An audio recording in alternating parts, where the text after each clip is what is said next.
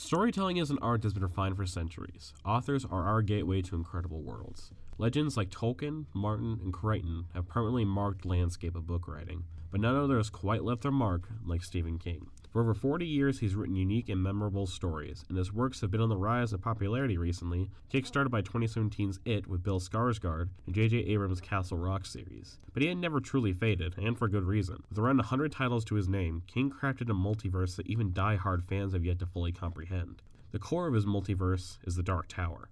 The Dark Tower is the center of the multiverse, a construct that holds everything together. The tower also connects all realities. If it was ever destroyed, reality would collapse. Being who wants to do so is the Crimson King, the endgame antagonist of the Dark Tower series. Due to this goal, the Crimson King plays a hand in many of Stephen King's stories across the multiverse. The protagonist of the series is Roland the Gunslinger, who is tasked with protecting the tower. The Dark Tower series is a culmination of most of Stephen King's work, answering many questions from other stories not answered in their own books. One of the most pivotal moments in all of King's saga is the inclusion of himself in his mythos. To clarify something about the multiverse, King includes our real-life Earth as part of his stories, labeled as Keystone Earth. When Roland visits Bridgeton, Maine on Keystone Earth, the same Bridgeton from The Mist, he meets and speaks with Stephen King. In canon of the series, King sits down with his written character, informing Roland that if this version of King dies, Roland would fail his mission, essentially telling him that Stephen King is the linchpin for everyone's safety.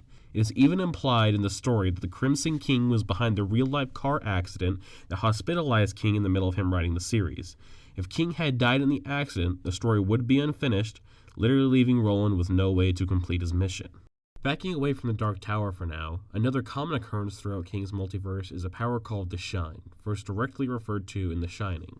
However, it was not the first time we'd seen the power. In fact, the Shine dates back to Stephen King's very first published novel, Carrie. The Shine, also called the Touch in the Dark Tower, is a psychokinetic power few get, and even fewer have the ability to use to the fullest. A short list of characters that possess the Shine in some way or form are Danny Torrance from The Shining and Doctor Sleep, Jonesy from Dreamcatcher, Carrie from Carrie, Jake Chambers from Dark Tower, and Johnny Smith from The Dead Zone. The Crimson King's final plan was to use Shiners on the level of Carrie, called Breakers, to destroy the Dark Tower once and for all. Another connection between King's stories are his two most common settings, Derry and Castle Rock, Maine.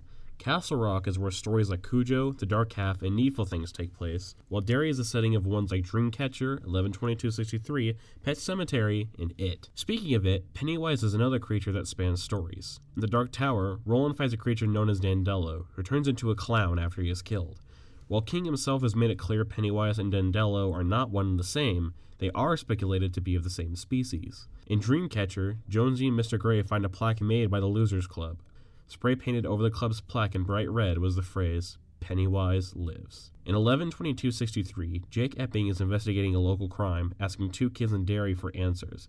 He hears one whisper to the other, "That's not the clown." As a final note on this one, in the book Insomnia, not only does Mike from It cameo, but the Crimson King's character references his knowledge of the clown, saying, "You may not know it, but shape-changing is a time-honored custom here in Derry." Another villain that can't seem to get enough is Randall Flagg. Flagg was first introduced in The Stand, serving as the main antagonist of the story, but not only that story. Randall Flagg also appears as the villain in Eyes of the Dragon, simply called Flagg. He is also the secondary antagonist of the Dark Tower series, the Man in Black. Flagg is the most persistent villain Stephen King created.